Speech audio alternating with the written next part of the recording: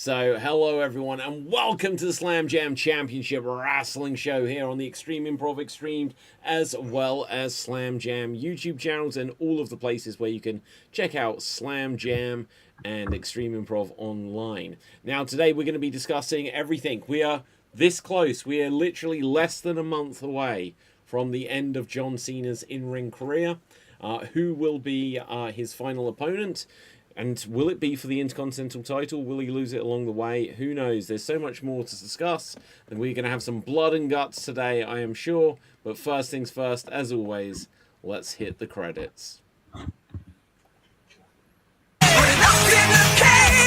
the Slam Jam Show. We're dynamite, you better feel alive. We're better than you, and you know it. Yeah. If you don't like it, we got two words for you. Slam Jam. Feel the power, feel the roar.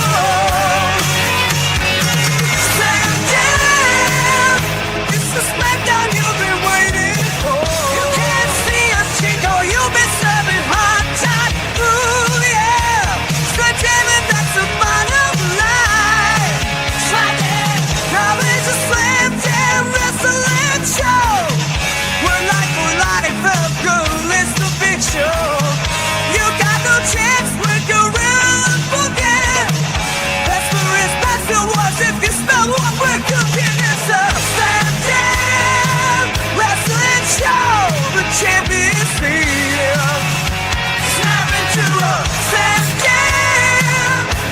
The Slam Jam show.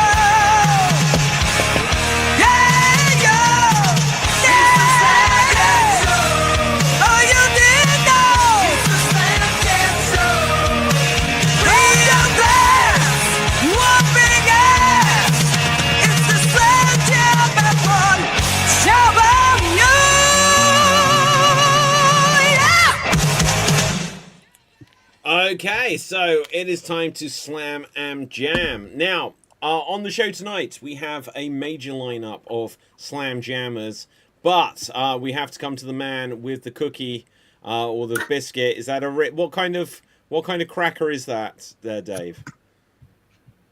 I'm afraid it's a plain old digestive, I'm afraid. Okay. I thought it looked more like it could have been a cheese cracker, kind of like a giant Ritz biscuit, perhaps. It's size. All right. Anyway, old Ritz cracker. Okay, I don't know. Right. Anyway, so also on the show tonight we have Gav. Say hello to the people. Hello, people. Good. Right, but hey, I still do it. Okay, of course. And we have Ian. Hello, people. Good. And I am David. Now, guys, let's get into, I think, the biggest thing from the week is that John Cena is now the Grand Slam champion. He won the Intercontinental title on Raw, opening match on Raw as well, from Dirty Dom. I really enjoyed it. I don't know what anyone else thought of this. I thought it was an absolute home run. I agree. Yeah, I enjoyed it.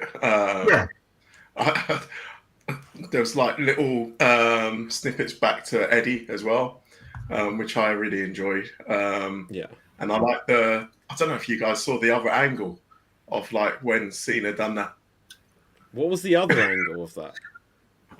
WWE released it and it was pretty good. It's like really close with him like actually doing that to Dom. So the Dom reaction was pretty good as well. So that's great.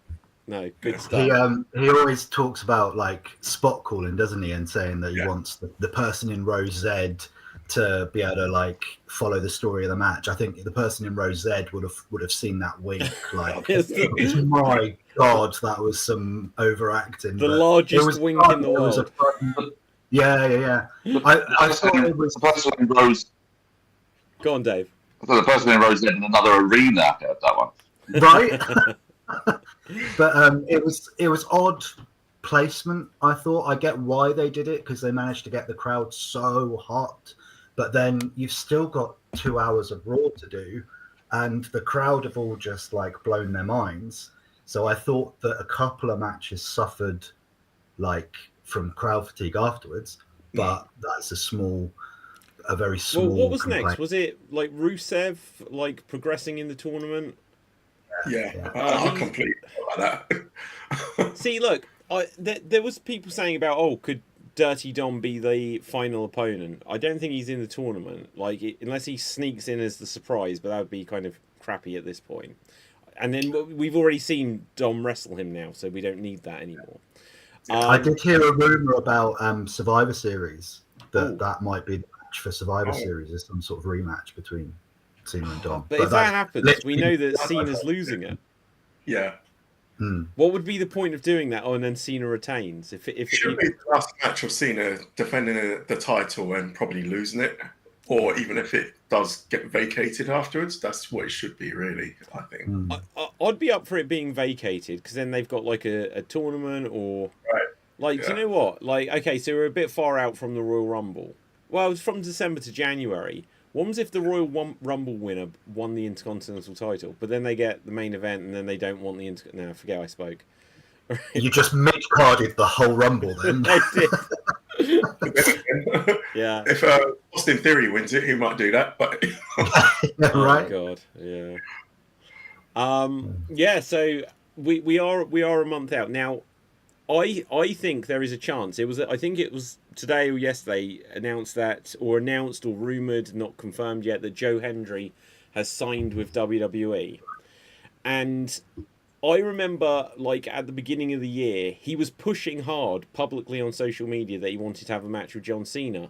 And it's gone so eerily quiet on that front that I feel like, did they say, well, if they have a plan for that, did they perhaps say, let's just take focus off of that entirely, and then he'll be like one of the surprise entrants kind of thing? I mean, I think he'll be there tonight. I anticipate him being LA Knight's opponent this evening. Yeah, that's what I'm thinking. And I'm wondering whether I can't quite make sense of the timeline in my head, because I do remember him calling his shot and saying that. Was that before TNA and WWE had started this partnership? That's a good question. I've got a feeling he still spoke about it after the Randy Orton match. Right. Saying that, and he was saying about, how he keeps manifesting these things to happen. And so that's the one he wants. So I don't know. Perhaps they've got wind of this and just say somewhere along the line, well, let's just see, what happens. Don't mention it, because then otherwise people will be expecting it, and that way it can still be a surprise. I'm hoping it's the Creamer himself. The Creamer? Yeah. Who the hell's the Creamer? It's got to be Matt Cardona, right? Matt Cardona. I get it. That was a really funny song. That Dave, you looked a bit confused. Have you seen that from NXT? So he did like a parody song of American Pie, I guess. Yeah. There was some angle, I guess. I didn't actually see. I saw the song, but I didn't see what happened last week with Ethan Page and Chelsea, where it got cream all over. Like something happened. Like I guess she went in a cake or something, right? So then he's got this song, Joe Hendry does, where he's saying about that she's got creamed on, right? And it's got a guy wearing a Matt Cardona mask and saying about how she spends more time with Ethan Page, but Matt Cardona says, but like to the lyrics, to the tune of American Pie, but Matt Cardona says that's fine. But Matt Cardona says that's fine, and he's just sort of sat in the corner cocking it out unbelievably. Oh, no. Yeah, yeah. That's like it sounds like stuff that Joe Hendry used to do in ICW years ago. So that's I used to do that with put face masks on and do like parody videos. So that's I'm surprised I haven't seen that actually, but yeah, it's a little bit busy. Sorry, I haven't seen very much wrestling. No, I've seen women's blood and guts, and that's it. Actually, Dave, I think that's a good segue point there. Now you say you've been busy, and you said that you'd tell us about something on the show. Do you want to fill us in? Oh yeah. It's a sort of fun little story. I'm directing some panto at the moment, and no, you're not. We're sort of staying. I did it. I always am. You did it. You went obvious. You went well done.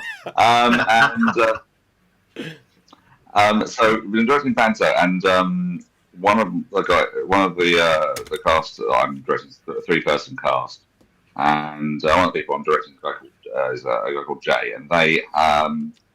they were wearing one of their sort of undergarment shirts the other day. Yeah. They were no, not Jay Uso, thank God. No, this guy can perform as I want him to.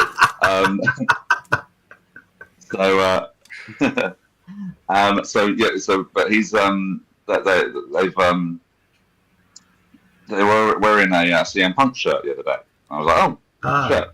And I was sort of chatting a little. So found out he's a fan of the dub, and chatting little bits here and there about it and that sort of thing. And we were playing one of his songs. It's sort of like bluesy rock record called "Bad to the Bone" from many years ago.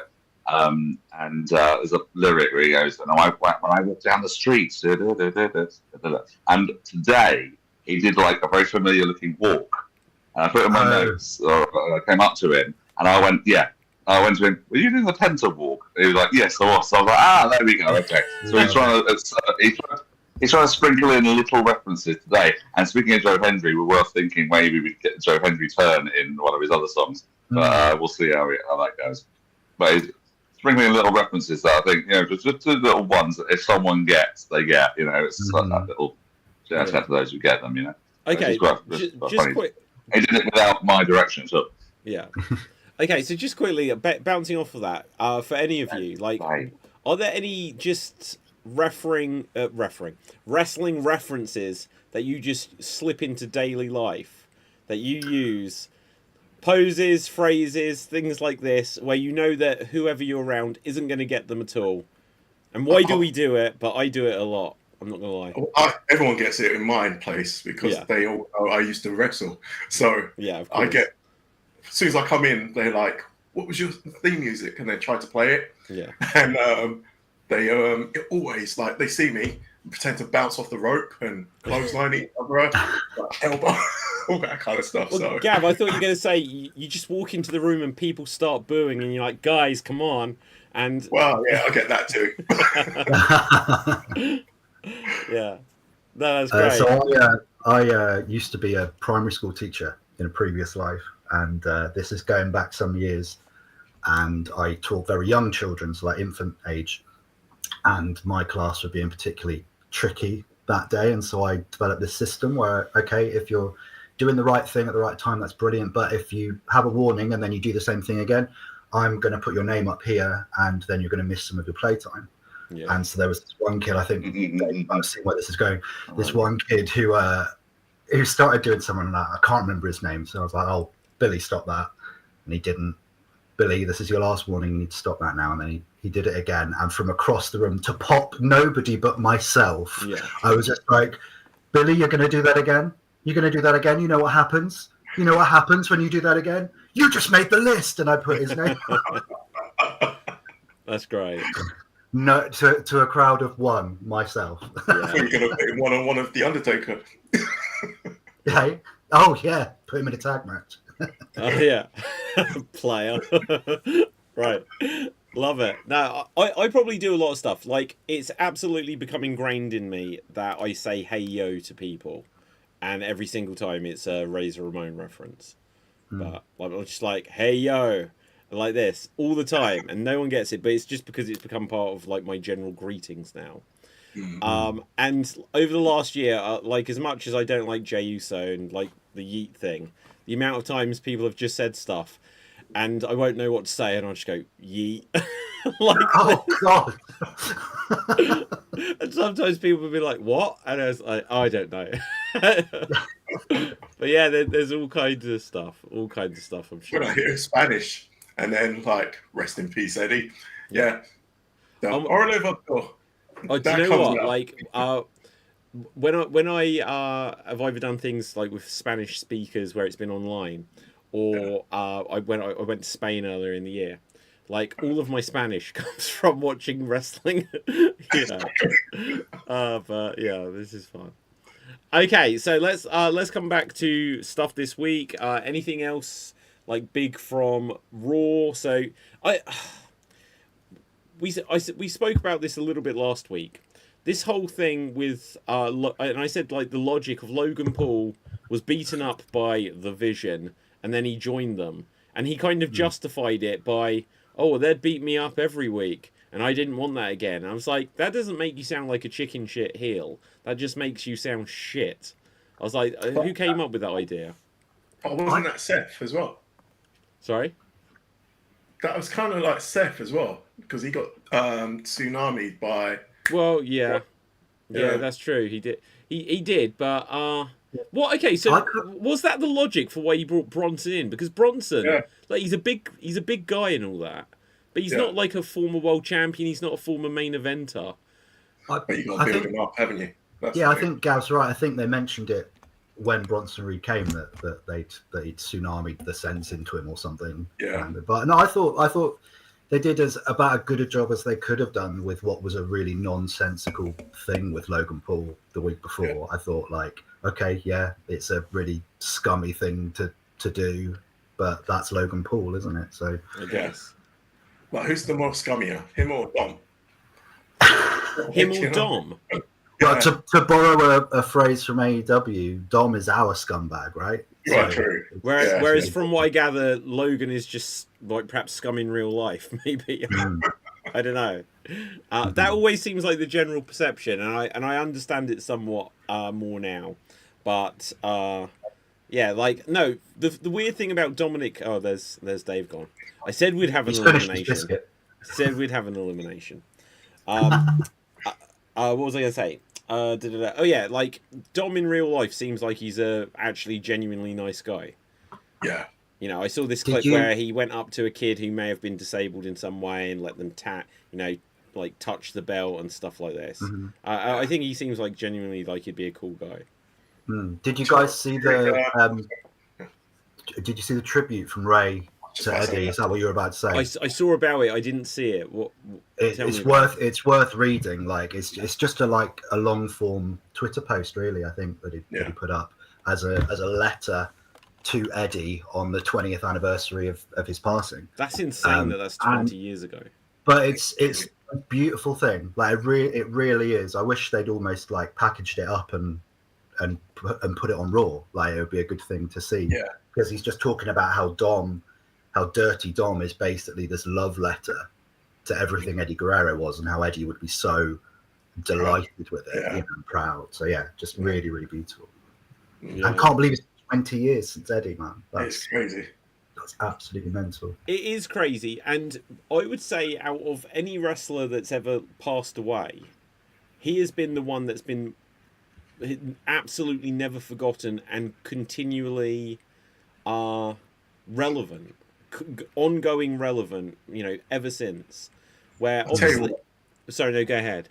I was going to say, like, that kind of like that period always takes me back, because I had my WWE tryout that same week. Oh wow! It was 2 days after he died, and it was hard because we got told, and it was kind of like walking on eggshells a little bit, because they were like, all right, guys, before you even go out there, just remember, we've just buried Eddie. And as soon as they said that, we was just like, okay, how do we react now? And how do you pick yourself up from that and go and perform? Yeah. Because, again, Eddie was one of my favorite wrestlers, definitely. And it was just like, okay, this is reality here now. And how do because I kind of try to be comedic, like I used to be, like, with what I do. And it was just like, I can't really do this now. And there's a few other guys that felt the same way as well. So it was just a big impact as well. Right. Yeah. It's okay. So obviously, like, Ray has been a continual presence, although he's had a couple of periods away. But like, Ray being there has always just been like this big references, things to Eddie Guerrero. Wrestlers wrestling against Rey Mysterio can just go like this to get easy heat, but everyone understands it. It strikes a nerve. Obviously, Dom's introduction and the fact that he's Eddie's son just means that it becomes so relevant. Vicky being there for so many years.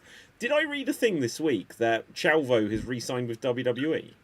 Chauvo's back. Yeah. I can't. I don't think I clicked on it. So I assume it's just going to be that he's going to work at the Performance Center or something like this. Surely.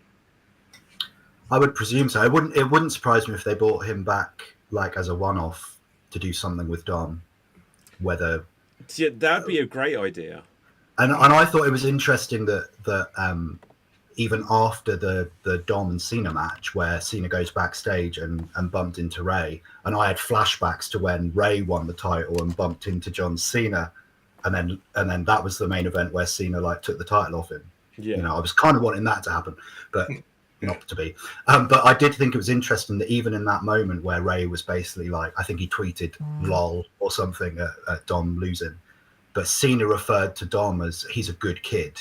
So that was like, is there a seed planting here of, okay, they are going to pull the trigger on this babyface run, which I think is time for. Like, I think he's got potential to be a genuine star, like as a babyface. Which, if you told us that a year ago, like, wouldn't have believed. Don't change him. No. Oh yeah, Yeah. definitely. Well, that's the mistake they made with, like, pick a recent example, like Jacob Fatu, who was just this unhinged killer who everyone loved, and then he turned babyface, and now suddenly it's like they neutered him. Like, yeah. So they need to keep Dom being the sniveling, cheating coward, and that was part of what Ray said in his letter. Was he said the thing that you'd love the most, Eddie, is that it doesn't matter. It's like the worse he behaves, the louder they cheer, which is just great. Yeah, like, and when you do think back to Eddie Guerrero as well, like, it was literally his gimmick to the point that it was in his song. As a face, he lies, he cheats, he steals.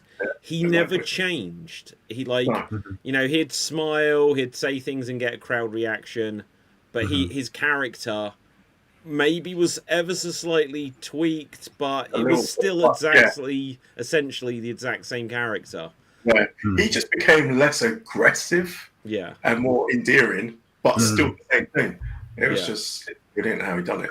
Yeah. I saw a great clip, I think it was just today actually, of him when he was teaming with Batista, which is like the last thing he was doing before he so suddenly passed. And I can't remember who they were tagging again. Oh, is this the Eminem thing where he accidentally nails Batista? And he hit Batista by accident and then just went, I don't know, threw it to Joe. It was Joey Mercury, threw it to Joe Mercury. Yeah. And just laid on the floor. Yeah, lovely. And then Batista played his part. He turns around and he's just like, I'm going to kill you now. That was a shame. Like, who'd have thought Batista and Eddie Guerrero would have seemed like such a fitting match, you know? And that's the thing, because at that point in time, you, like, obviously Eddie was coming off the heel run, and you're still like, is he heel or face here? Is he gonna turn? And we never got the payoff. From what I gather, Eddie, you know, I've heard conflicting things on this, but basically, as I understand it, the day he died, or like that weekend, that run of shows, Batista was injured. He was dropping the title to Guerrero, and the only way they could have done that is for Eddie to have turned heel, because Batista was a huge baby face, and even if the only way they could have got through it somehow would have been, you know, he beats him and they sort of like, oh, okay, we're still friends. But I'm sure it would have had Batista had to have come back and be like, I then saw the tape and you did cheat, and you know, he'd have had to have been heel out of it, you know. Right. Yeah. Which, you know, it's just an absolute terrible shame. But then the great thing about Eddie, which I think is quite rare nowadays, is that he flourished as both babyface and heel. Yeah. And as a heel, he had this kind of relationship with the audience, I guess, similar to Kurt Angle, in that, like, the audience openly loved hating him. It wasn't a like, we genuinely dislike you, go away. It was, you're great and you're a piece of crap, but you're great at it. And so we're going to boo you to buy in. Yeah. Totally agree with it. Okay, so I found the info on Chalvo here, and he's going to help produce the AAA shows, which I think is a great idea, you know. So obviously he's very much a WWE. He knows from WCW to WWE, he knows American style, but he'll be able to bridge that gap, and I think that's a great role for him. And he's certainly a great producer. Sorry. You go. Saying that he was a great producer on even Glow, and all that other Do you stuff know as what? well. Like, apparently he's done the Von Erich movie. He was Yeah, the guy behind the in-ring action stuff you saw on it. Yeah. You know, so yeah, like Yeah. if he's got these skills and stuff, if he can put stuff together, He's then- certainly a better fit for AAA than Undertaker is as the head booker. Like that. What is that? Did you not know Undertaker's the head- Undertaker? Holy Taker is shit! No, booking I did not know AAA. this. Yeah, Undertaker has a direct hand in the fortunes of Mr. Iguana. Get your head around that. Wow, that is ridiculous. Crazy. That seems like the least fitting person to be running AAA. Right. Mm-hmm. Wow, that is Okay. crazy. But yeah, so apparently it says here, yeah, I just re-signed with WWE. I'm helping out with their AAA shows and putting things together. I'm back with them. But I think I'd like the idea, if they are going to circle back round with anything with Rey Mysterio and Dom, which, to be honest, I'd be happy, like they did it at WrestleMania. If they do it again at WrestleMania, it could be for the AAA World Title, the Mega Championship. But I feel like, well, that is, if they want to really push AAA, that is, you can't get a bigger main event in that company with Dom as your world champion than versus Rey Mysterio.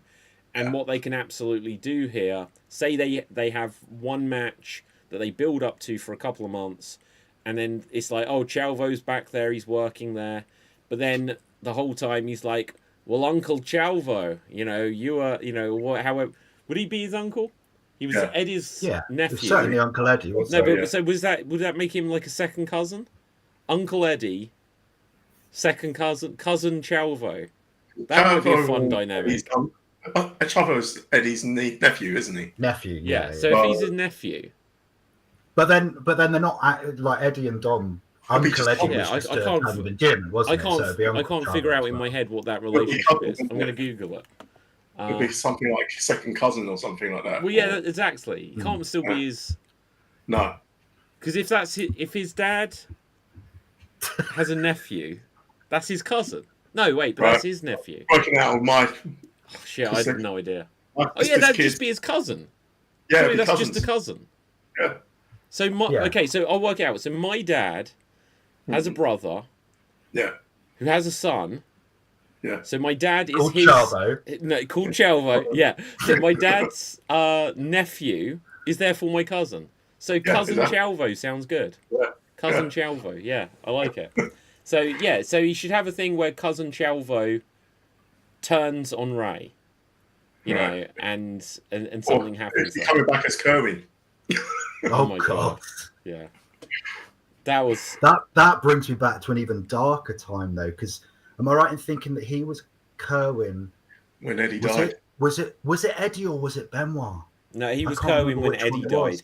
It was Eddie. Okay. Yeah, when you see like the SmackDown or the Raw where they did like the double taping, and they have everyone stood out on the stage. He stood there with the blonde hair. Okay. I knew it was one of them. I just couldn't remember which one it was. So it was Eddie. Yeah. Okay. I'd like the idea of because obviously Dom and Ray are their feud is gonna boil back up to something. I'd love it to be mask versus hair. Like I think that would be pretty high stakes stuff. I think and you're not growing that mullet for nothing. Like just clean shave him, right? Just make him like mask his versus mustache. Yeah, love it.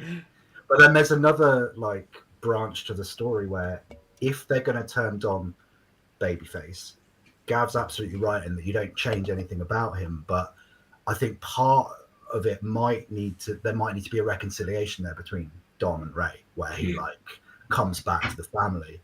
And I've got a lovely image in my head of Dom winning a big title and then Ray and Chavo hoisting him up as like the proper feel good moment. But it's like Dom's genuinely the most interesting character in wrestling. Here's the thing, right? I don't want Dom and Ray to reconcile unless it's Rey Mysterio's retirement match.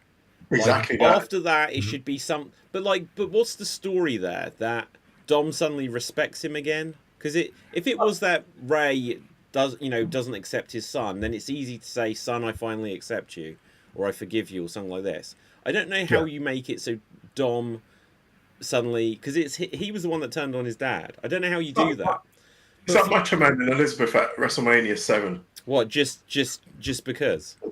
Just because. Yeah. It's his dad and his son. You know, you get through things. Okay, And so I think the way you have and it happen, you have, perhaps this isn't after a retirement match. No, because it feels like there would still be something. So I don't think this can be with Ray's retirement. You have to have something happen where people are beating down. So say Dom beats up his dad, and then say it was the Judgment Day or whoever in the future, then starts smashing the hell out of Rey Mysterio. Dom's walking down the aisle. He looks back.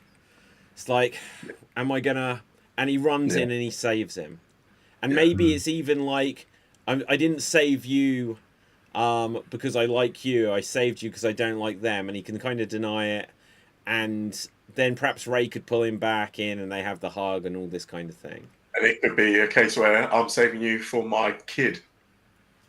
If he has a kid. Okay, they need to find some kid that basically they can say is his kid when it's not his kid. And his grandson. Yeah, exactly. What's Hornswoggle up to? Well, no, they just need to find a Dom for Dom. So they need to find another wrestler who's got a kid, where they can like say like Becky Lynch and Seth have got a kid. Now Dom is too young for that to work out, but it'd just be like, you know, so if Rhea has a kid, like in 3 years' time or something, they need to just do a storyline where Dom claims to be the father. Puppy. I'm your puppy. Yeah, absolutely. That would be awesome. That'd be good. That would be good. That would be good. Okay, so guys, what else is on our minds this week? I've got a couple of other bits, but what are you guys thinking? Tag champs. Yeah, go for it. So, which tag titles? Oh, Kabuki. Oh, yeah. So the women's tag. Yeah. Yeah. So I kind of skimmed through that match, but give me your thoughts. I thought it was a good match. I enjoyed it, and I'm surprised a lot of people picked up on it, where they showed where Asuka was like really professional and protected Charlotte. With Charlotte, yes. Yeah. So I didn't think people would pick up on that kind of stuff, but they did. They saw it. It only kind of takes one person, probably a wrestler, someone who's got training, just to spot, you know, because you do end up seeing these videos where a compilation of when a wrestler saves someone else, and it'll always show like AJ saving James Ellsworth and stuff like this. And so, what was the mistake? So her arm was out, and what would have happened? Yeah, it was like dangling down, wasn't it? So when what's her name, Kyrie, was going to come off with the elbow drop, if she'd have landed it, she could have broke her arm, kind of thing. So I see. I could have put it in place and whatnot. So that was pretty good. You know, it tells you something about like the whole business and what they're achieving out there. Someone, you know, you wouldn't think Charlotte Flair would be in a position to have a mistake, but everyone's watching out for each other's backs there. Yeah. You know. Yeah. So always protect your opponent, kind of thing. Right. Yeah. I think the women's tag division's in really good health. Like, and I'm hoping it's not just for the sake of War Games, but they've got several really, really good women's tag teams at the moment, and having banger matches as well. I feel a bit for Bayley and Lyra that they seem to have now been sort of shoved to the side a little bit. I thought they might make War Games, but unless they go 6-on-6, that doesn't look likely. Yeah, because at the moment it's only 4-on-4, isn't it? And the men's is 3-on-3 at the moment, I think. So yeah, but you can't even do the concept of War Games as 3-on-3 really. No, it would just be over very quickly. Yeah. Brock is definitely joining the men's, isn't he? For and Roman. 100%. Like could be Roman.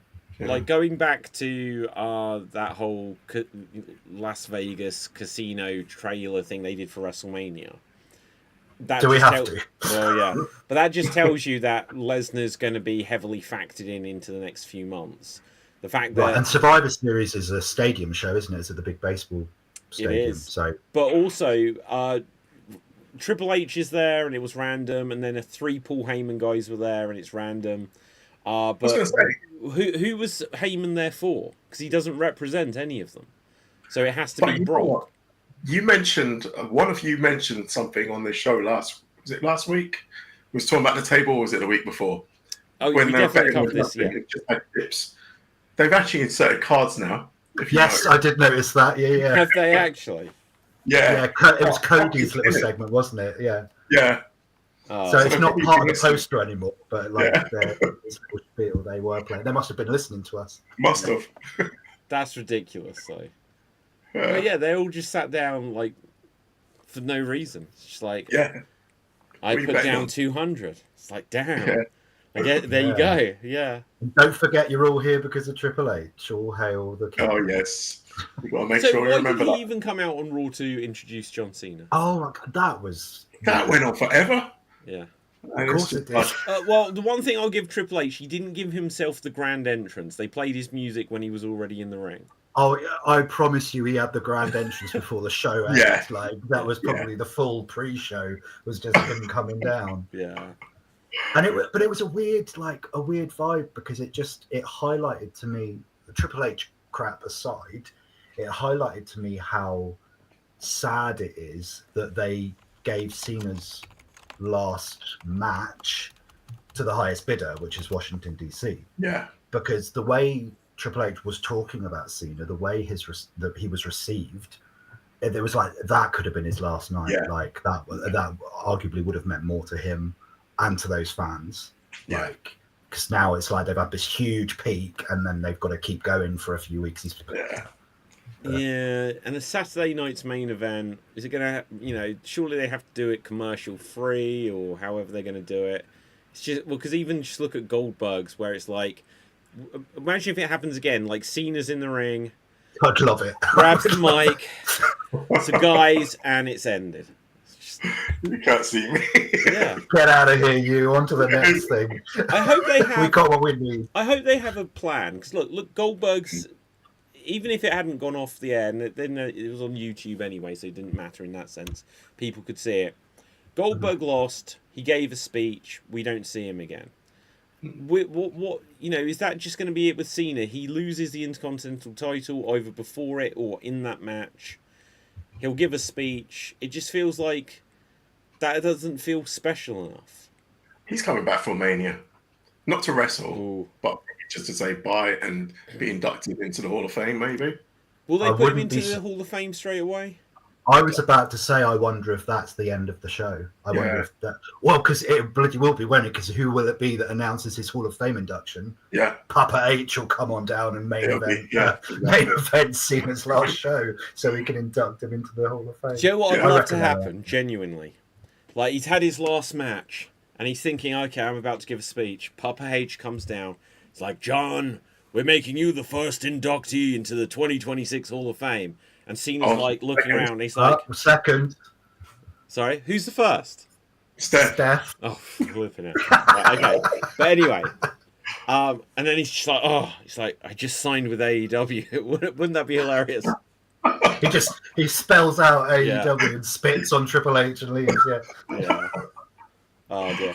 Okay, just very quickly coming. So look, we've got War Games coming up, and so did AEW just purposely counter-program, get their War Games in? Will like throw down the gauntlet? They did War Games this week, basically. Yeah, that's what I was wondering myself as well. Blood and Guts has been going on for a few years, isn't it? And I know War Games has as well. Yeah. Let me see. Well, so obviously I'm gonna War go Games was a NWA thing, and then it was WCW. Yeah. And then WWE didn't touch it for years. MLW actually snatched up the rights to the name. WWE had to buy it back. And then they used it for NXT for a few years. Triple H got in control, and he's like, I like NWA stuff, so he was like, we're going to put this on the main roster. And so And Blood and Guts was for a long time now, actually. But I don't know when it was falling. I would say the first Blood and Guts was planned for 2020, Right, and then okay. because that's right. and it was going to 'Cause be it became Stadium Stampede. Stadium didn't it? Stampede Yeah. instead, and then they did Blood and Guts. I guess probably in 2022. It could have been 2021. Yeah. May 2021. There you go. Right. The first Blood and Guts. But so May 2021. So it used to be at that time of year, and now it's in November. So maybe you're right. Maybe they got sick of WWE counter program and all their stuff. And went, all right then. Well, and maybe that's why they went crazy with it. Like, because well, that's their USP, isn't it, compared to WWE, which isn't going to do that level of violence. I just don't think it should be. Like, I genuinely think if Jon Moxley wasn't in AEW, we wouldn't have all the crazy stuff that they do. Like, I think Darby Allin, right? Darby. well, you got Darby, but like Jon Moxley, he's probably led the way with it, and because Darby, however he's built himself up now, when he was first there, obviously he couldn't have. You couldn't have just had a basically unknown come in and start doing tons of hardcore stuff, and it suddenly become a main defining characteristic of the company. Because in terms of violence, they're I'd say AEW are much more violent consistently than like ECW was. They're more in the realms of like combat zone wrestling, where they don't do like constant light tubes and stuff like this, but when they do it, it's completely no limits to what they do. Yeah, it's not really my thing anyway. It's not my thing at all, to be honest. Because if you had something like that a couple of times in a year, but again, if you have it where people are fighting, because coming back to Eddie Guerrero, one of the most horrific matches was him and JBL. Yeah. Neither of them are known as like hardcore fighters sort of stuff, but Eddie was bled so deep, and it was then it still resonates all these years later. Yeah. But when it's Jon Moxley brings out like a mallet with spikes in it, or him versus Omega when they brought out like a big trampoline that was just basically barbed wire, it's like, well, this isn't about you fighting, this is about you planning, like, oh, this is a big stunt, you know, and the injection obviously with Swerve and Hangman. It's just like certain things cross a line, and I say this frequently when I make this comparison. WWE crossed the line as doofusy as it was when they did. Yeah. You have to pop your opponent's eye out. It's like this doesn't feel like wrestling anymore. Yeah, it's not a sports-based competition anymore. I mean, it's not even an argument online on X between, was it Sarah and Amanda? Oh God, yeah, that was pretty hideous as well. So sorry, give me the context to this.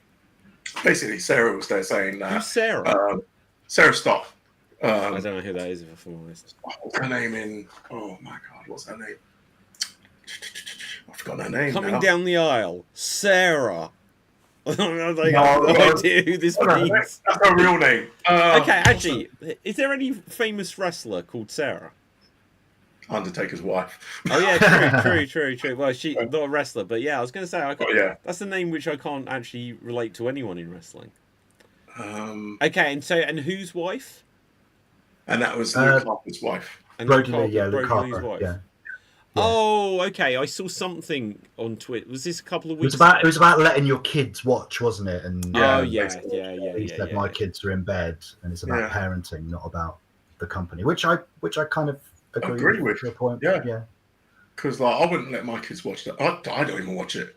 But I wouldn't let my kids watch that. Whereas there's certain things on WWE I wouldn't let them watch either.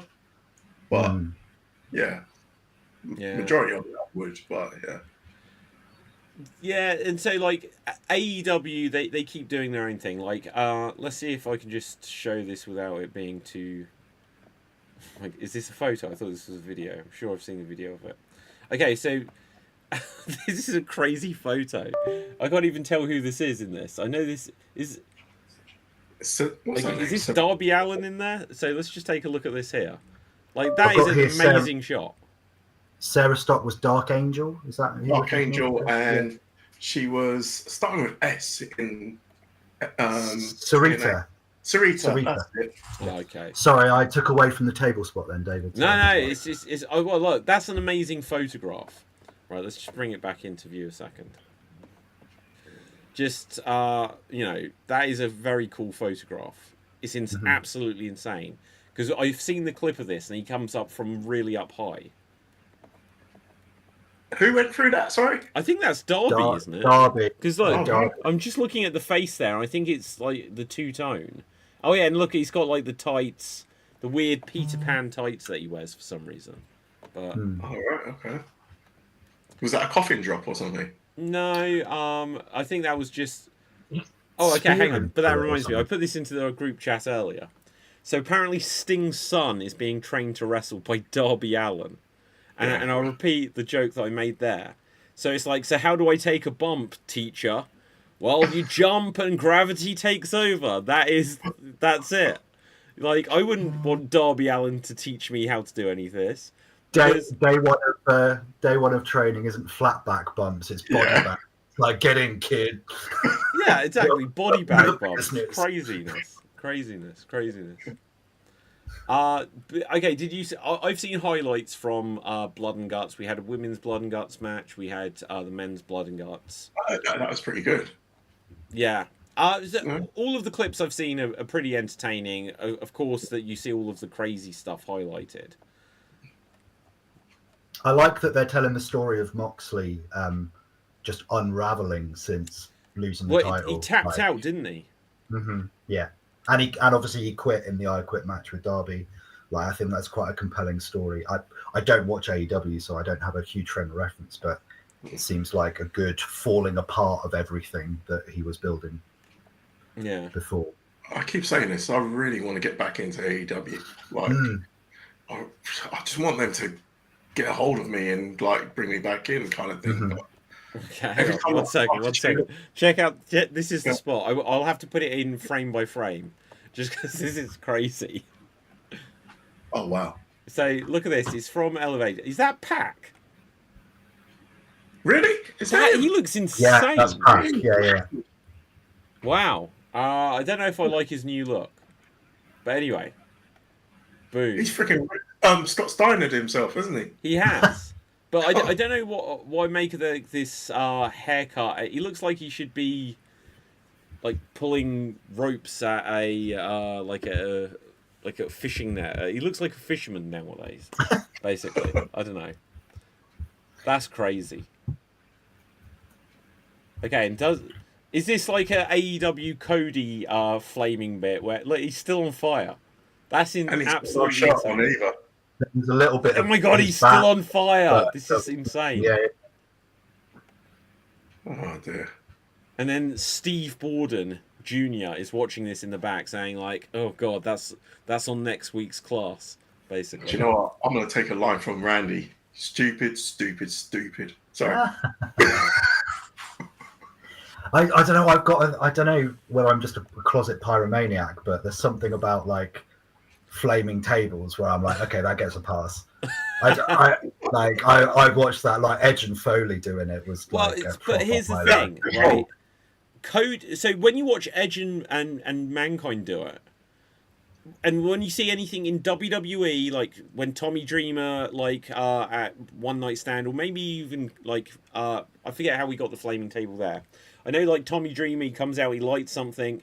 As soon as they land and the Dudleys go through, it's gone out instantly. Yeah, exactly. Yeah, and they've got extinguishers right there. Yeah. But also, they've got extinguishers, but in WWE they don't need them. In AEW, Brandy was just suddenly in the ring when Andrade was against Cody, and she's got the lighter fluid, and then Cody suplexed him. Andrade missed, and then Cody wouldn't go out. Yeah. Like, I've seen some crazy indie spots where people go through and they're still on fire. There and was one recently, wasn't there? That was everyone really there trying to, like, put people out. Yeah. And, so Darby's still on fire a little bit there. It looks like it's mostly gone out. But, drop and roll. Drop and roll, yeah, absolutely. So, one of the other interesting things which I was really surprised about is TNA. We have a new world champion, Frankie the Future Kazarian. Took the belt off of Mike Santana after so much build-up for Santana to win it. So He's injured. Is he injured? I don't know. He has to be, right? Must be injured. That was the chat I was seeing in reaction to it, but I don't know. Is it that we're just becoming like conditioned to really, really long ass title reigns? That we're going to do a short. I think there's something to be said for doing a few more short reigns, but whether that's the case here after you say they had such a build up and the emotion behind it for him, like Seems like an odd one to me. Yeah, no, go ahead, Gav. It's his first time Frankie's been world champion, That's isn't it? I didn't think it was, but is it? Like? And he's now a Grand Slam in TNA. Yeah. So is it just TNA going, oh, we want a Grand Slam one too? Yeah. We saw Cena do it. Yeah. And we want one too. Oh no, yeah. I would have swore that I thought he'd won it before, but I I guess thought not. so too, but yeah, it's Let's first check time. this out. That's what, 23 years that he's been wrestling, is it? That's insane. Wow. Yeah. So, just trying to see, where would it be? TNA. Can't even see it. Oh, yeah. So, one-time current. So, he's previously 6-time X Division champion, TNA International Championship. I don't even remember that. I guess that was probably the global championship at one point as well. World Tag Team, only the 6th ever Grand Slam champion. Wow. That's weird. Who would And the there's others like be? 25 in WWE, is there? Hang on, so 25 Grand Slam champion. So what does Grand Slam mean? That they've won all of the various titles within what they're allowed to win? Yeah. Okay, so in So WWE... World mid-card. Okay, so tag. don't Google this though, guys. Don't Google this. Right, so who was the first ever Grand Slam champion in WWE as recognized? Shawn Michaels, wasn't it? Shawn It Michaels was, is yes. what I was gonna Well say. done. Yeah. And so he did that with the European title being the extra belt he won. Do you know who the second one was? Miss. I don't know. I'll give you... How many can we name? Maybe that's Yeah, okay, how fine. Go for it. I can name them all, but I'm literally... Should we go back and forth? Should we go back? Go for it. You go. No, you go. Edge. Hang on. So that says original format. Let's see if it's the revised format. Oh, jeez. Oh, wow. So the revised format... That's a point now, actually. So how does this work? The revised format, do they not add on the original people? Or are they on both lists? I suppose Grand Slam changes through the years, doesn't it? Because like nowadays, there's 2 world titles, 2 mid cards, Yeah. 2 sets of tag. Okay, so I don't know. Like this is I'll just show you. Right, this is a little bit confusing. Right, so it says here like the original version, and so obviously it's world heavyweight, intercontinental, tag, different tag, European, hardcore, and so it's Shawn Michaels, Triple H, Kane, Jericho, Angle. Oh yeah, so Angle's there. Eddie Guerrero, Rob Van Dam, Booker T, Jeff Hardy, Bradshaw, Christian, Big Show. So what's the justification? So Bradshaw only won 1 world title, so you only need 1 world title. One more at that point, yeah. One more title. Oh yeah, that's the original format. And so Yeah. apparently the first one to do it in the new format was Kurt Angle. Now obviously he wasn't a Universal Champion, but he was a World Champion. Yeah. Intercontinental US title, and then Tag Team Championship. So you need 1 tag title. You need, I guess, 1 world, and then both of the mid cards. Yeah. Okay, so Eddie, Edge, Big Show, Miz, Daniel Bryan, Jericho, Ambrose. AJ was going to be my next guest, so he's there. Okay. Finn Kofi. Balor, that's crazy. Yeah. Right. Yeah, Even though for he was only one day, he got the. Yeah. Oh, I don't know. It feels so crazy that he was world champion for a day. The first day that belt was created and never. Well, it was the first Universal, is that right? Yeah. And then every time they showed the belt, the crowd booed during the match because it was That's such a horrible, It looks horrible. horrible unveiling. Yeah. Well, it was just exactly the same as the WWE title, but red. Yeah. Yeah. And then later they turned it blue when it changed brands. Yeah. Do you remember when they were first doing the roster split? And I think Batista went from SmackDown to Raw. And then Teddy Long said that there's going to be a match to decide the SmackDown champion. And they'd got a belt and it was covered That's over. right. And then we're like, and Bradshaw won. And he's like, I'm the first. I was going to say it was SmackDown JBL, champion. wasn't it? Yeah. Yeah. And then they were like, well, actually, Teddy Long comes back out. We don't need it because our new roster pick, and it was John Cena. That's right. I think yeah. it was that way around, not the other way around. Yeah, you're right. Yeah. Yeah, like, so I wonder what belts, because I'm sure they had a physical belt there and it was covered over or it was in a bag. And obviously they didn't get one made. But I wonder, even if Teddy Long comes out and says, oh, we're not doing this now, I think Bradshaw was announced as the first ever SmackDown champion. I might be wrong on that. I remember it. I'm remembering it now, and it was actually the other way around, that it was Batista that debuted. Oh, yeah, okay, that makes sense. Because that was the year, I think, that Jericho Yeah, no, had because Cena come out Bradshaw on the lost the highlight reel. world title to Cena. Mm-hmm. Yeah, you're absolutely right. Gosh, wasn't that roster... So WWE absolutely saw Batista as the lead guy. Yeah. And Cena was the secondary champ. Yeah. And how, like, and this is no disrespect to Batista, but how different that story became overall. Yeah. Like, Right. honestly, in the grand scheme of things, Batista isn't really even a conversation point compared to John Cena. And that, obviously, that's a lot because Batista took himself out of the game. And the crazy thing about that as well, what if Brock never even left? What if Brock's 'Cause now that- left? Like, Brock would have been the main guy all the time and not Cena. Because, like, Well, yeah, he that's a was fair point. Cena. Yeah. I tell you what, I think Brock needed to leave to become what... In the same way, Cody... If Cody never left, he wouldn't have been what he was. I think Brock needed to leave for his mystique to become what it was. Because when he was first there, I was like, it's another Goldberg. He's built like Goldberg. They're pushing him like Goldberg. And truthfully, I wasn't really enjoying how he was squashing the Hardys or whoever they were putting him against. And then when they put him against Hogan and Rock, and I was like, the Rock shouldn't be dominated by this guy. This guy isn't proven yet. He's just built like Goldberg. I was like I was so unhappy when I knew the Rock was going to lose to him, but I was like so unhappy about it because I was like, that's the Rock. Why is this guy just as green as anything? Sorry. Yeah. I didn't like how they squashed Rock on that. But, well, exactly.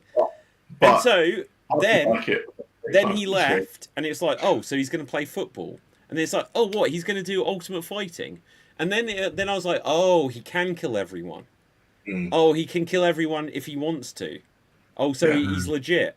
And so then when he came back, and you think, so here's a turning point in history. If Brock Lesnar hadn't just been heard on the microphone going, Suplex City, bitch, right? That whole thing would have never have become a thing. We would have never had the match where he just did 17 or 20 suplex to Cena. And so much of what Brock did would have been different. Because it was... Who was the... So the Three Amigos was obviously an Eddie Guerrero thing. But was it Benoit or was it... Benoit did the Germans. Yeah, he did Germans, but so did Angle. Which one of them did it first? Because the whole idea of just... Well, I guess Taz, human suplex machine, but it wasn't a chain of suplex, the same suplex, the same suplex. The idea of just doing the same move over and over again, unless you're Kevin Nash just with forearms because you've got nothing else. No one ever did that. Pretty sure it was Chris that started that. I thought it was Benoit, yeah. So Benoit before Angle.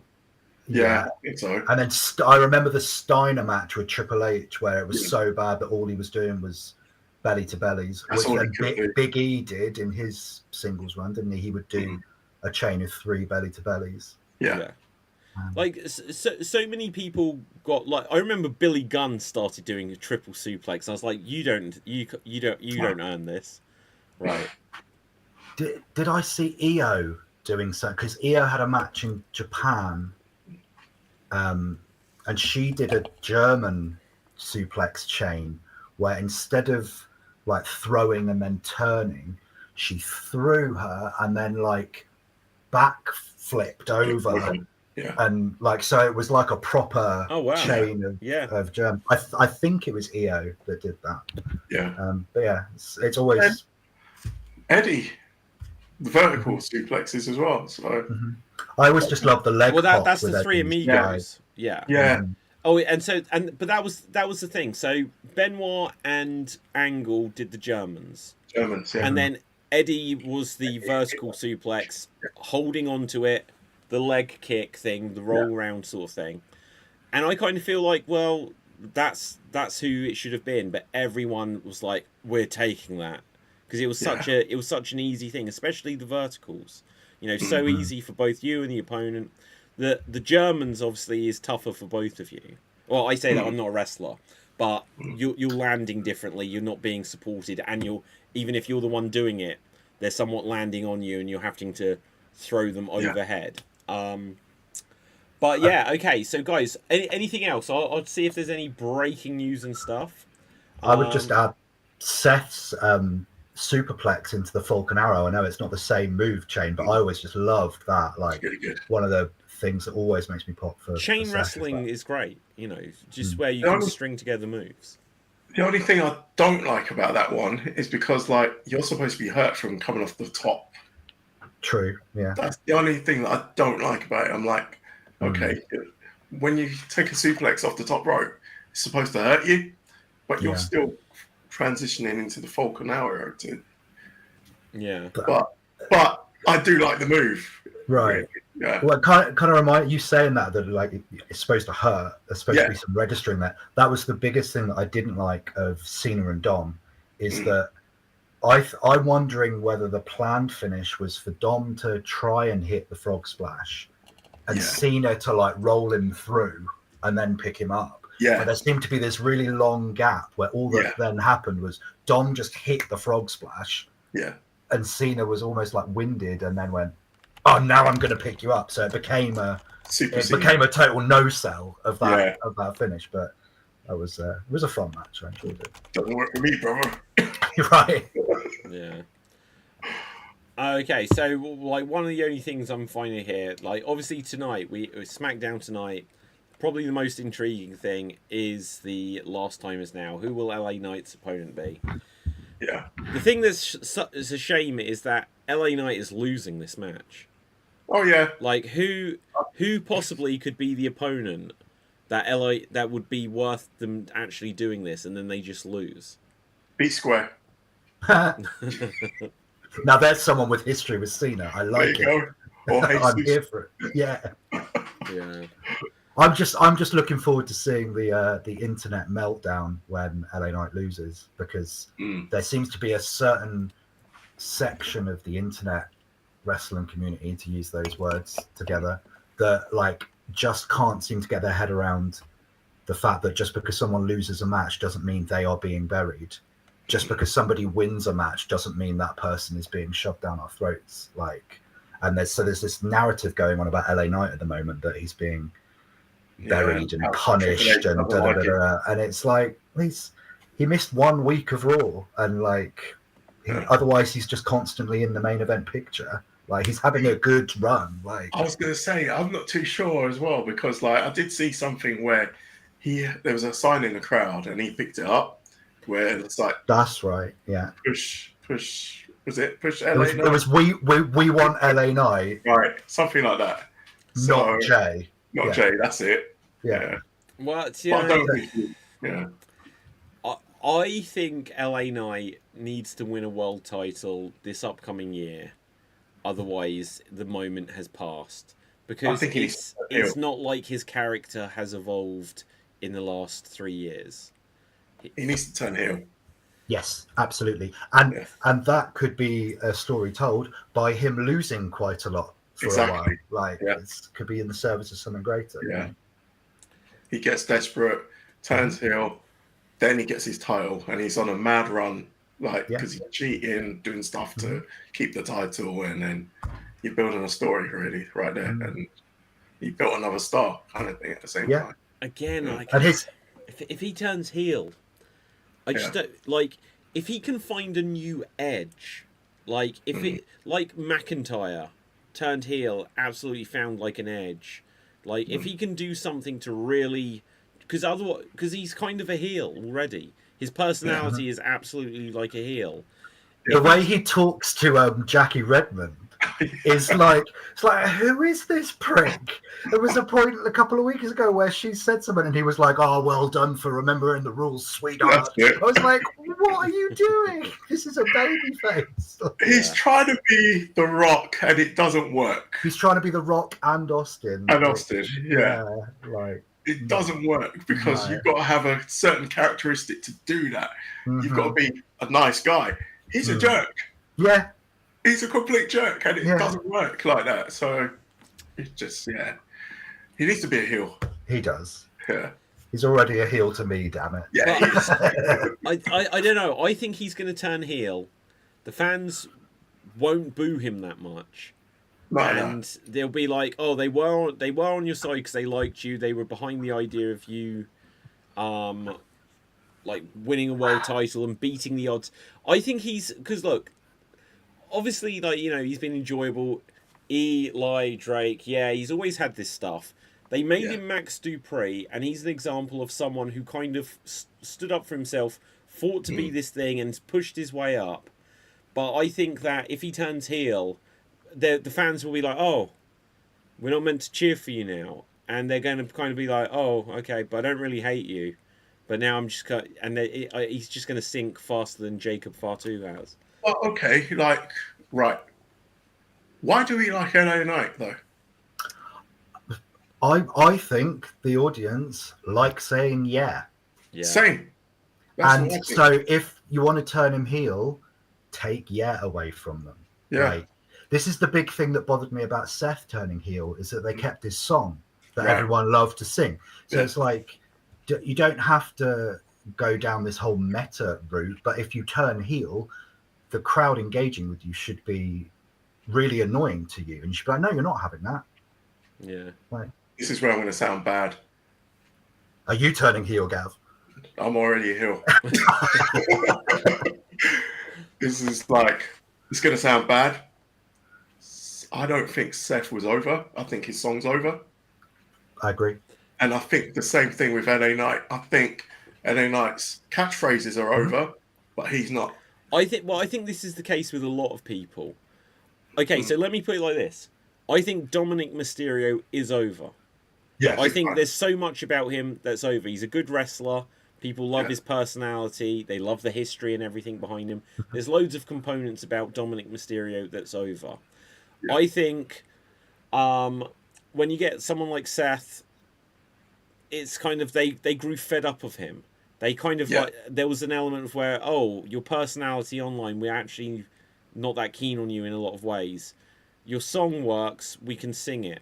And in the same way that we can say in the same way we can say yeet. Yeet. Yeah. This is the whole Fandango thing.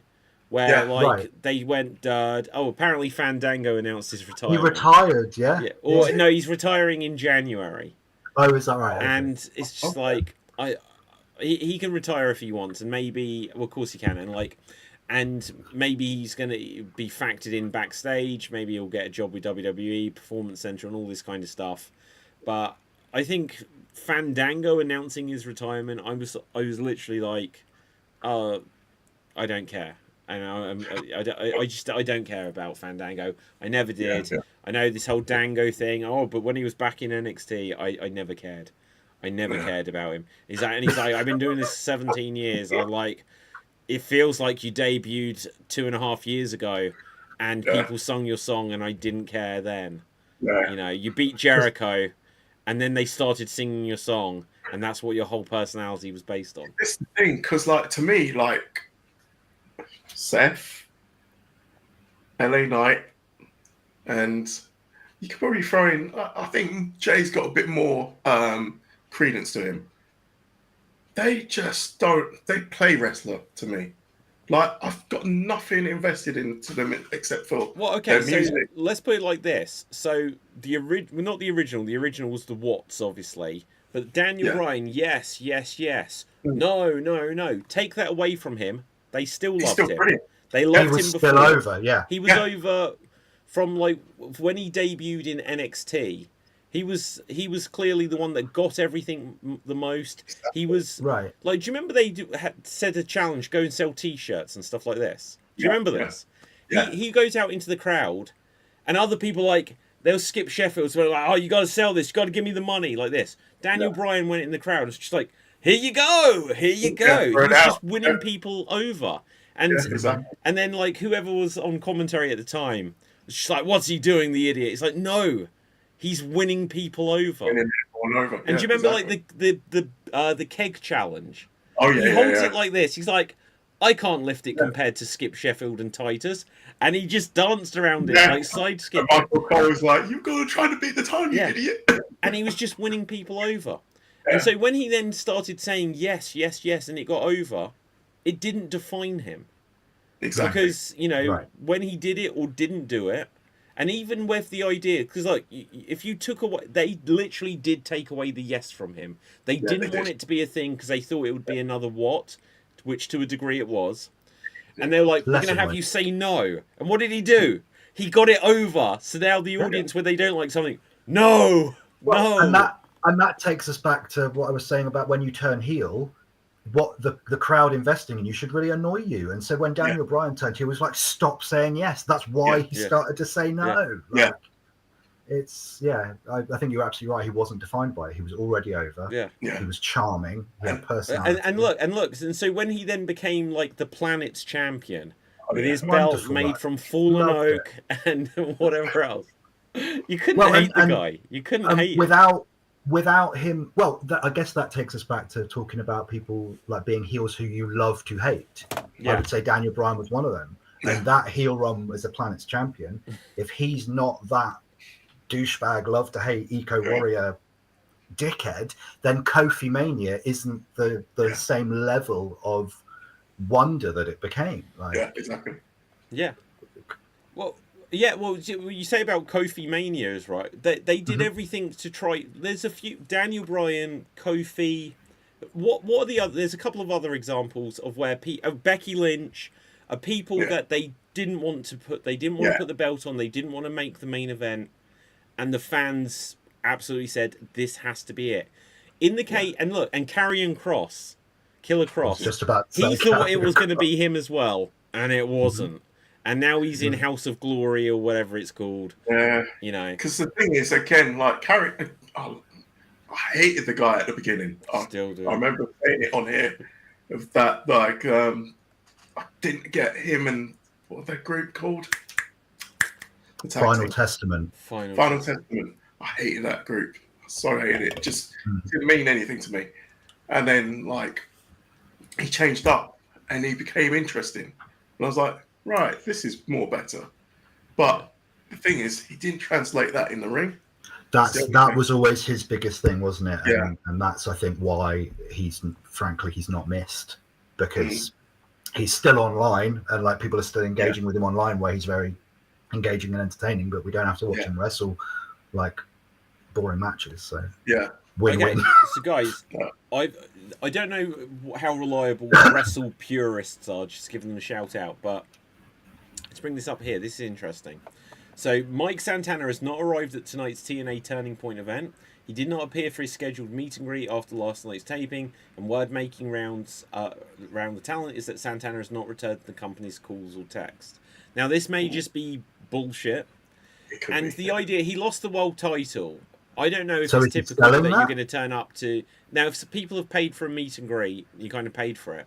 But if someone's just done an injury angle, then not that he did, but if someone's just like been blooded or something like that, then they may not.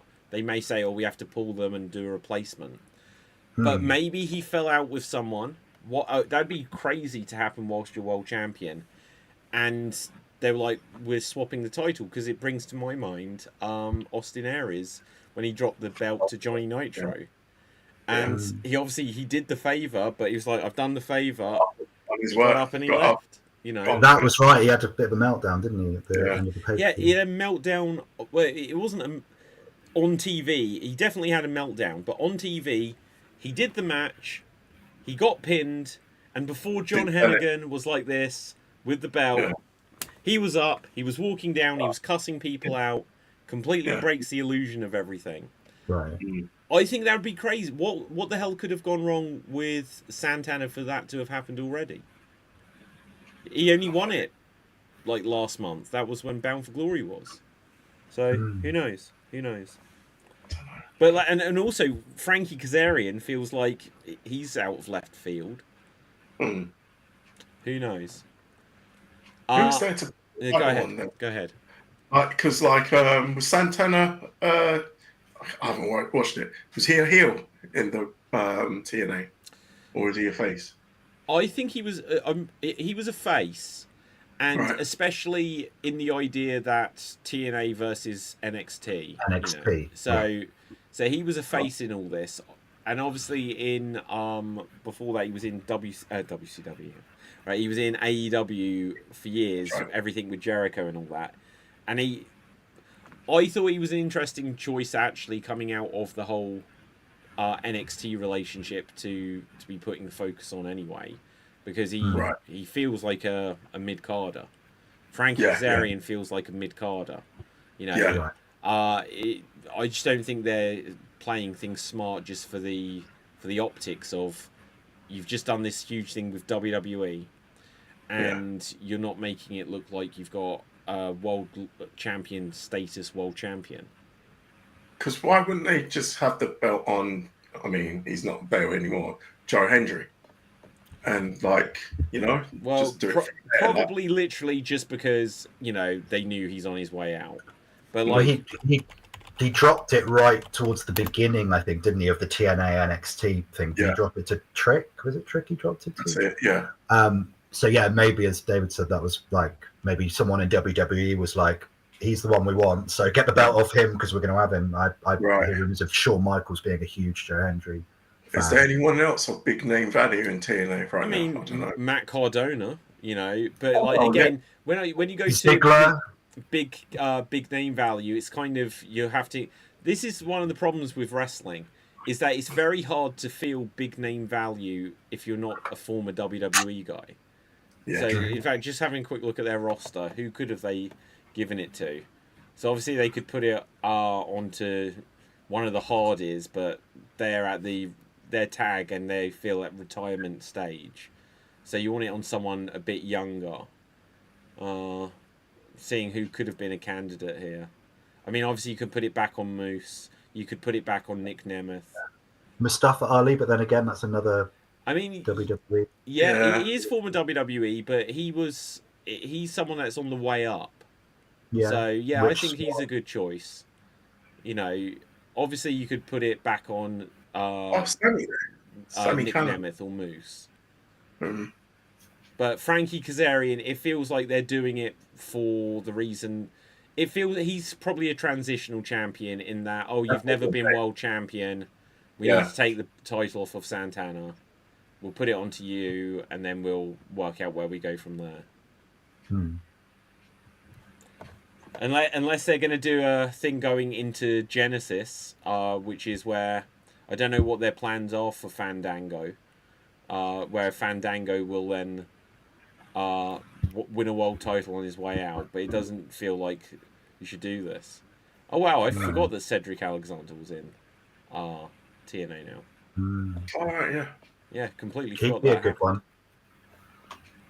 Right, anyway, guys, let's begin to wrap things up here. I have one quick refresh to see if there's any breaking news, but where can we find you guys? Ian?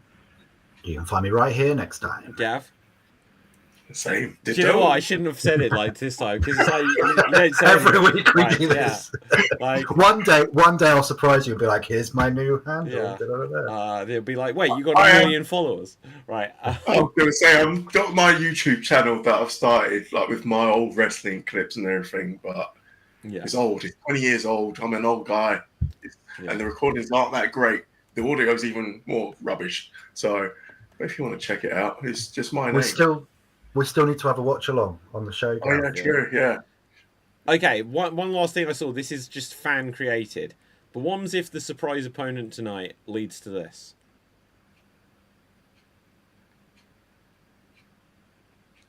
Nah, it's not going to happen, is it? Do you know, if things... The storyline says it should have happened. But... It should have happened. Cena turns heel, joins with The Rock, and it's less than nothing ever. Yeah. Do we want third in a lifetime? I'll take it. You know, Not after all the crap that's happened in the last year or so. Like, I never thought you could show me a poster with The Rock on it and my reaction would be, Yeah. But that's where we're at now. It's just like, What if was he's it? turning up, it's to ruin something. Is how I feel. What was if about it. Travis Like, Scott is the mystery opponent tonight? He just comes so I down can have with his I can have a nap sunglasses while on, he's coming down to the doing all ring. this. He's got Yeah. that belt that means nothing. And his sage that he's burning. Yeah. And see, Ding, ding, ding. what would be hilarious is he comes out and he's like going to be LA Knight's opponent, and LA Knight's looking around like, what is this? Cena should just appear, put him through like a table or something, get rid of him, and then, okay, so is there a possibility? Is Edge or Jericho coming back? Not Edge. I could see Jericho potentially, Mm. but I kind of hope they save him for the Rumble. Yeah, Like, because I don't This think tournament Jericho has felt versus very. I don't think Jericho versus Cena as the last match really does anything for either one. No. And I don't. So I think if you were going to do that, you would then have to have Jericho lose at some point during the tournament, which is not the best way to bring someone. Yeah, exactly. I think So- Who's your favourite, like, out of everyone to be Gunther. like, Cena's last match? Who would you go for? Gunther for me. I've said it for a while I now. don't want I think Gunther. yeah. I'm not really big on like that. what man. his new gimmick is he retires people. It's just Mm. Sure. I would have gone. I genuinely would have been up for it being Dominic, because then I would have been like, oh my god, he can ride off of this for years to come. Yeah, Mhm. I felt the Whereas same. already now- Gunther, it's been like, I've got 2 minutes to spare to defeat Goldberg. What's he going to say about John Cena? And what? And then he wins the Intercontinental title back. About the title, I'm not sure, but I kind of think that it's a good potential avenue to get towards Gunther Lesnar if that's where they're going, because in Cena's last year, Lesnar's the only one who really squashed him, and it was a squash. And then in the build to Lesnar Gunther can be like, well, you squashed him, but I retired the guy, so like, I'm gonna go one more. yeah. And this is gonna sound crazy. I want Kurt Angle. Oh yeah, I've wanted that the whole time. Do you see Kurt Angle, that lying bastard? He did some commercial and he's taking bumps and he looked great. You know, he's lost some muscle mass, but he was still moving fluidly. Yeah, and that would be brilliant for like Kurt's last match as well. Yeah, because Instead of the Kurt one didn't he had. get a last match. He got Baron Right. Corbin. That's what I want. Double retirement. Yeah, exactly. And Kurt is another one. His music, You Suck, and they did it even when they cheered him. Yeah. You know. Yeah. I'd like to see the visual actually of Angle coming out.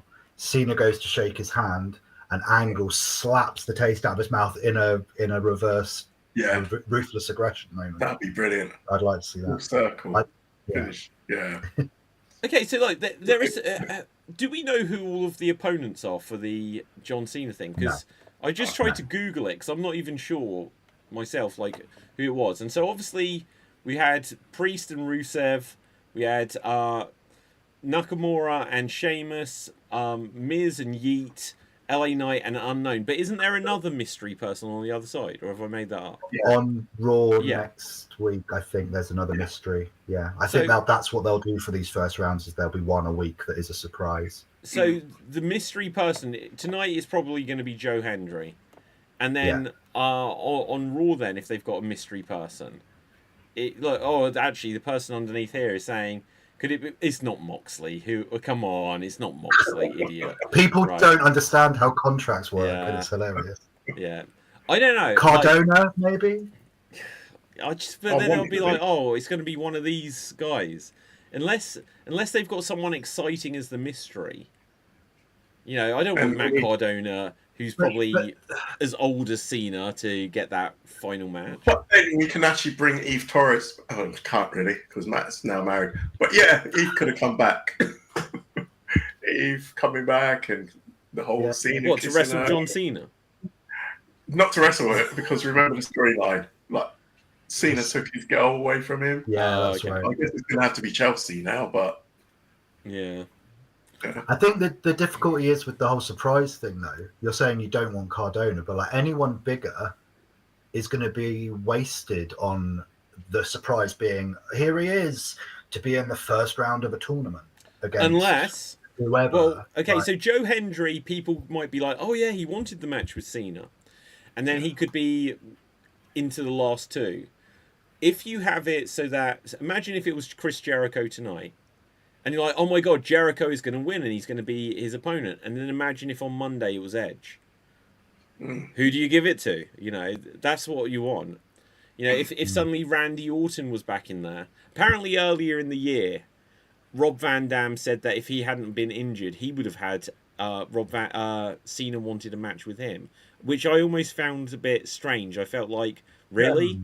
That, you know, perhaps he wanted to do something just to call back to... Because obviously, if Cena wins, we riot. That's the whole Rob Van Dam thing. But I didn't see their feud as legendary outside of that ECW show at all.